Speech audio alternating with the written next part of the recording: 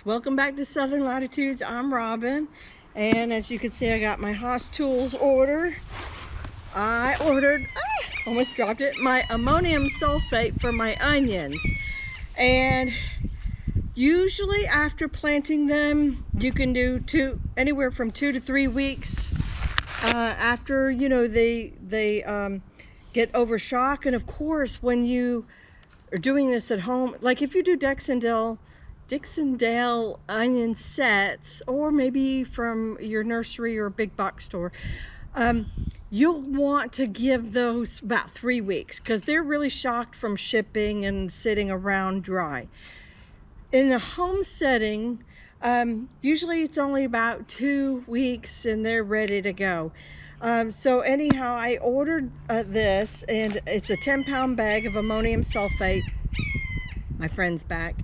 And so we're gonna get going. I'm having a little issue with, you know, some of them not growing very well. I don't know if the dog stepped on this one little section or not, but anyhow, you'll see I did take video of it. I did sow a whole section of plethora onions, and then so I won't fertilize that area, of course, but all the rest we're gonna get those fertilized in the upcoming videos. But so that just came in the mail, and I feel like I should apologize, not really too much, but we've had company, so let's start with that. And I just feel like I start stop, and I can't get a good groove on a project. So or you know, perhaps, you know, something I think that you would be curious to learn about, you know, something educational. I just haven't been able to do that, but I have gotten like my sister-in-law helped me get the big moringa tree down, and I'll show you bits of that. We didn't film it coming down, but after we drug it back, you'll see me harvesting the moringa.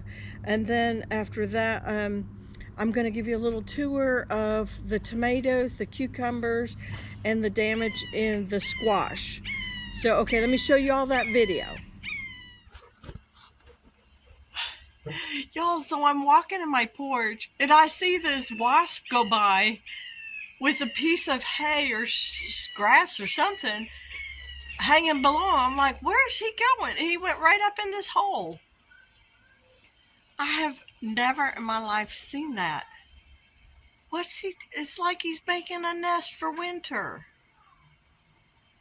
I'll see if I have to catch him doing it again, because I'm going to be right down here.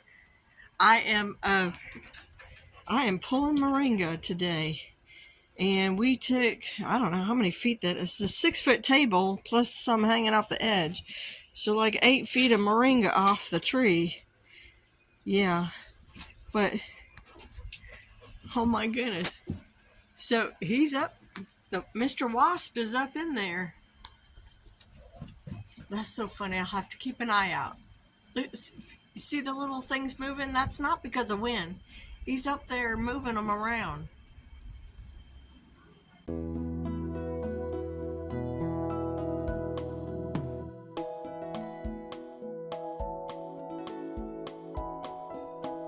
Hey you guys, welcome back to Southern Latitudes. I'm Robin, and you are watching me pull leaves off my moringa tree.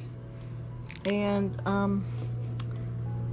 it had a midsummer bloom. I already harvested and dehydrated those, and I guess when it hit all the August and September rain, this whole thing grew about another 10 feet and has given me a ton of more moringa to harvest, which is good because I've been giving away my moringa to family, as well as taking it, and Buddy takes it. And I have not seen any ill effect on my dog, so that's good. I figure if they're doing rough greens and other super green type foods for dogs, then I guess I can do a little bit, just like maybe a teaspoon or half a teaspoon in his bowl of food. So that's what I'm doing. I don't know if you can see with any sort of detail, but Like if this is the moringa, I am just sliding. Sometimes it comes with the stem, and that's okay if it's little. I just don't want any big bits of stems going into the dehydrator, because we're gonna do this raw at 115 degrees or less, and that'll keep it raw and keep all the nutrition in the moringa.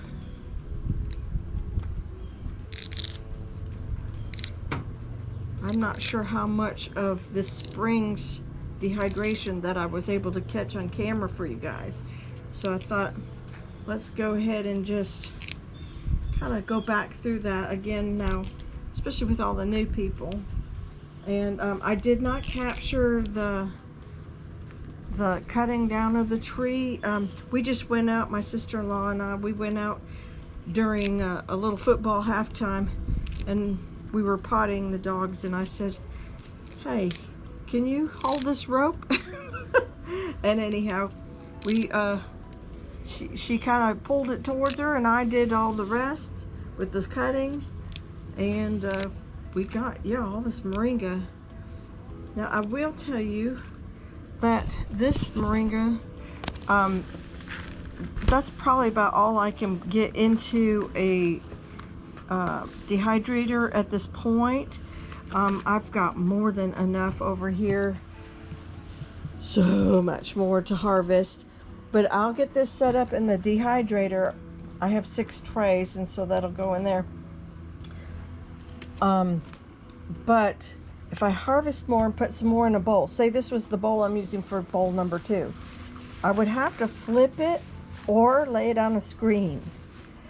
You don't want to leave it getting hot under there, kind of like you wouldn't with compost, you know, because it'll just heat up and then mold on you, and you don't want that going on with your moringa.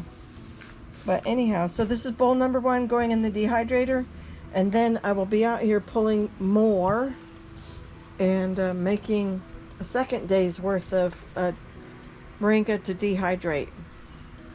Believe it or not, like this much moringa right here may make one of those little jelly jars worth, if that, probably not even, maybe half of one of those. It takes quite a bit.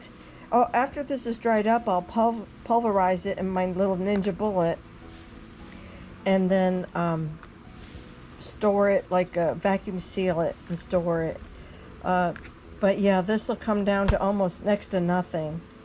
And if you may be seeing, if you saw the garden tour video, then you knew that this grapevine right here was attached in several places to the moringa, so all that just got cut with it.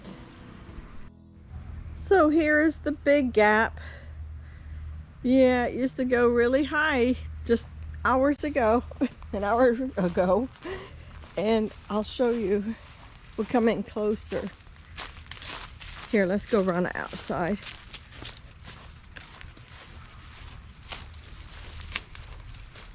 But there you can see it. There's a 6-foot ladder, and so we went probably about 7.5 feet. My only thing I was trying to keep in mind was I did want this branch to still continue this way, and I wanted this other branch to continue to this trellis, just sort of to bridge the gap. And then of course, I don't know, that's still pretty high. We'll still have quite a bit of, you know, when it does new growth. That was not a nice clean cut, so I cut it at about halfway, and then she was able to pull it over, and so it kind of, I should clean up that cut there a little bit. Can you see that? It's definitely, yeah, giving the middle finger. No, that's not nice. Anyhow, it's torn up a little bit, and it did kind of fall down the side of the tree, which is okay. That will not hurt it one bit. And there is the trunk with multiple cuts from previous cuts. Like right here was a previous cut, here was a previous cut, here was a previous cut. Yeah, so all that's been taken out. It will become burned. And of course, there's some grapevines still attached here that I haven't dealt with yet. This one didn't get to come out, but that's okay. I got more than my share of work. the whole reason why this became high on the priority list is you can see little yellow leaves down there. Well, the moringa was actually starting to defoliate for fall. I don't think it does it all the way, but it was definitely losing these little yellow leaves. And so it's a perfect time to recut, capture, harvest and process, and then yeah, just kind of go with creating more food. This is the tree of life. It's called that for a reason. Highly nutritious and good for you. So yep. So now I have a big gap, but that's okay. I think we needed that space, not just in the sky, but just, you know, just in general. It was getting really top heavy, and I didn't want a 50-foot tree. I would like to keep this, you know, 8 foot plus the new growth.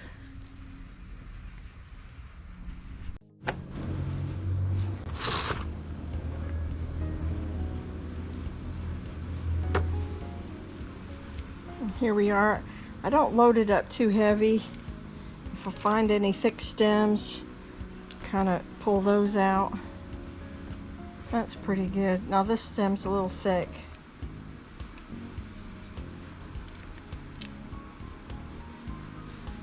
Okay. Can't load too much, otherwise it won't dry very well. And I don't put, the very bottom one right here has like something that makes it like the smaller holes that keeps the moringa from falling through to the bottom, but then after that I leave it open so plenty of airflow can go through.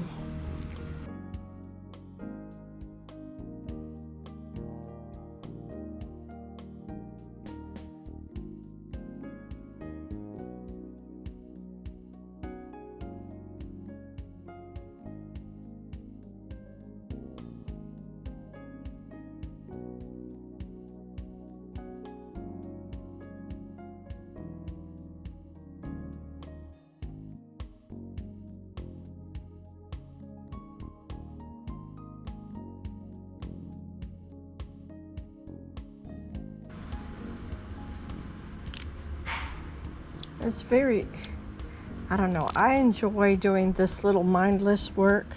It never is a bother to me.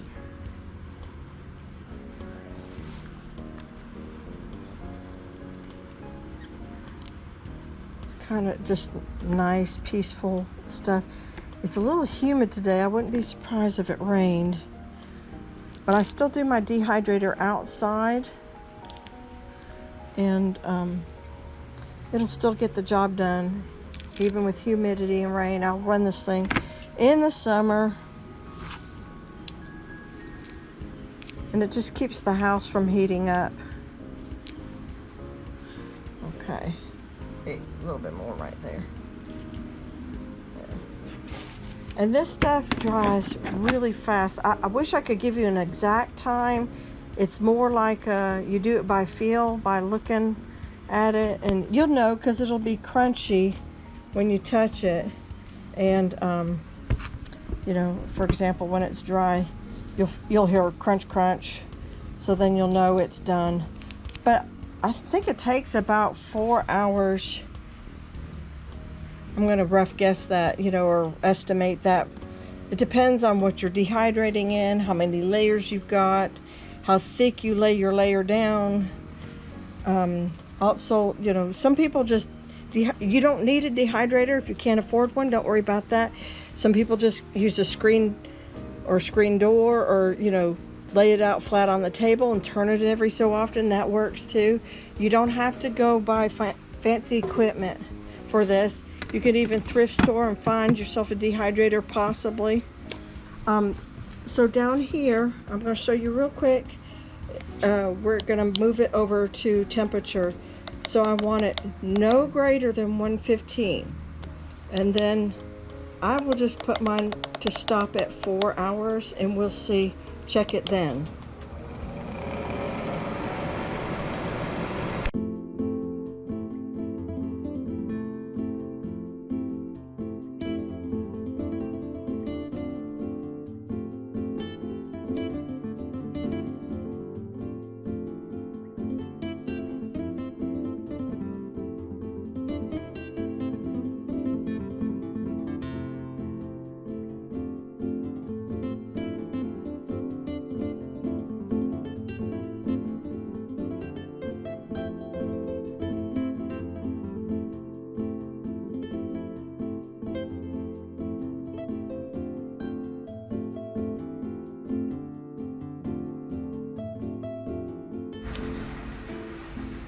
So today's video is going to be quite hodgepodgey. So I was noticing down here that I have lost almost all of my plethora onions from about here to about here. So I don't know, sorry, I don't know if Buddy stepped on them. I don't know, because this is kind of the path. The rats go from the shed here and they will cross over and make a little stop here, and then from there they go underneath like this section, these little holes over here in the coop. Can you see where do you see what they've done? They've dug this out right here and here and here, and they have a little path right here going under. So I don't know if they have decided to make a little meal out of my onions or what's going on. I had a little bit of plethora onion seeds left over. Now these will probably never become big. Buddy, get out. Now these will probably never become 1-pounders just because, but they are going to become food nonetheless. So I'm going to open up this seed packet right here. I still have quite a bit left over, and I'm gonna hold on. I'm just gonna go ahead and drop a few in here. It's never really too late. It is late and it is almost too late, but it's never too late. Does that make sense? No. You know, it's not good. You won't get big onions, but you'll still get onions. So I'm just going to kick over a little bit dirt, just a little bit, and kind of, actually I should be kicking from this way because I need this drip line to come a little bit straighter. And sadly,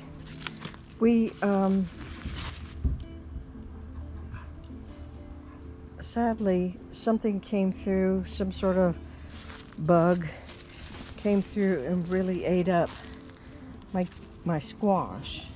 So I don't think that's good. I got 2 remaining, but you know, it rained and rained and rained and rained. Okay, I'm not sure where I left off because my company came out and we had a whole conversation and I'm just now getting back out here. But I was saying that I have a couple of my squash left over, and hopefully no bugs there for now anyhow. And this is what I get for growing it and then getting inches and inches of rain dumped on me. So you know, it is what it is, and we'll just try again. I may try again come March when it's much drier. But and also the cucumbers are really getting eaten up too. So, and I just haven't been out here. Like, I've been cleaning the house, having company. Some of them are left completely untouched and fine, and then some are just minimal damage. But anyhow, I believe we're about to get a storm. It's light sprinkling on me right now. And so I wanted to come out quickly and put my little tie wraps right here on the tomatoes. Some of them are falling down, as you can see. I have sadly not had any fruit set on the big tomatoes because look, you see this blossom drop. I apologize for the weed whacker going right next door, but long story short, you know, we're like a day away from getting down in the 60s, and these blossoms will stay on and then they'll set fruit, and we're doing great. We have tons of blossoms here, and we will have some beautiful fall tomatoes before you know it. And cucumbers. Oh my goodness, I can't wait for the cucumbers. All right, I have pulled up quite a bit of tomatoes, and try to make a division between cucumbers and tomatoes. What was I thinking putting them so close together?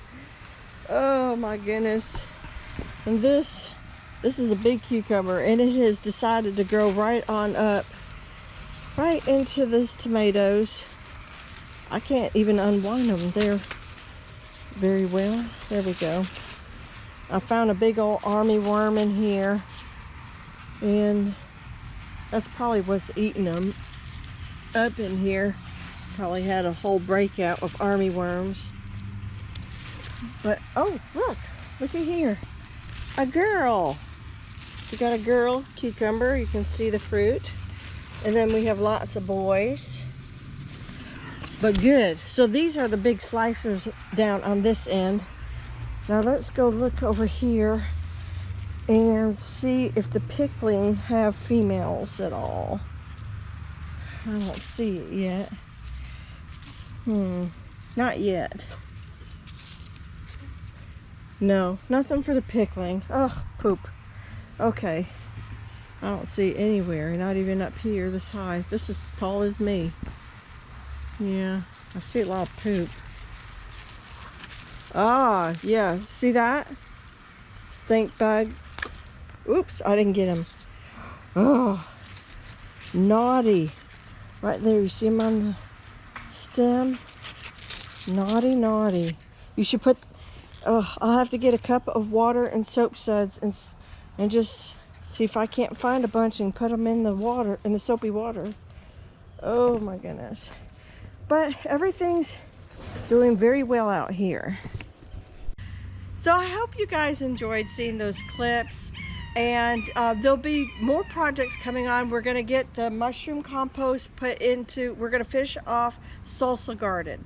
And then from there, we're gonna, what are we gonna do? We're gonna work on north garden and get that one side in with the English peas, the Alaska peas, and I was gonna put collards in there, and what else? I was gonna put celery. Now celery's probably still gonna be in there, but the collards ended up, let me show you. The collards ended up right here in salsa garden. So yeah, and everything had to have a good drink. We've been kind of dry the past couple days, but once I get this in and I get these lines put back down, this one has to be replaced totally. We'll have probably 2 more lines in here, so we'll finish out the cauliflower. We'll get in, I'm probably going to do more cabbage, and then I may put 1 cattle panel on the very end and put in my English peas, 1 set of them here, and then the rest in the shade garden.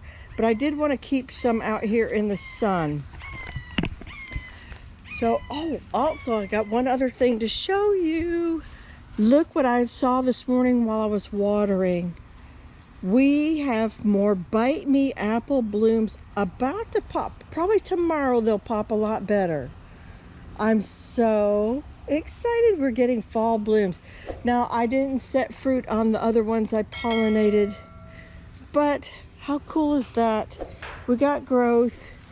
We don't really need growth right now because we're about to go dormant, but it's just cool that it's there. Yeah, really exciting times. I do need to, I'll probably bring you along for this, but I do absolutely need to fertilize.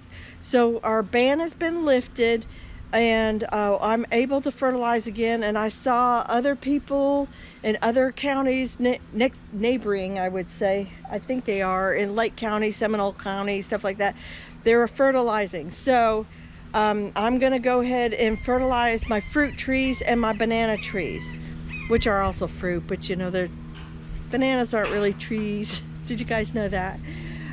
So yeah, I'm gonna do that maybe tonight or tomorrow. I'm looking for rain. Whenever right before rain is when I'm gonna do it. So, which should be soon. And oh my goodness, speaking of weather, wasn't it glorious to wake up this morning in the 60s and some of you in the 50s? Oh, I was like, yes ma'am.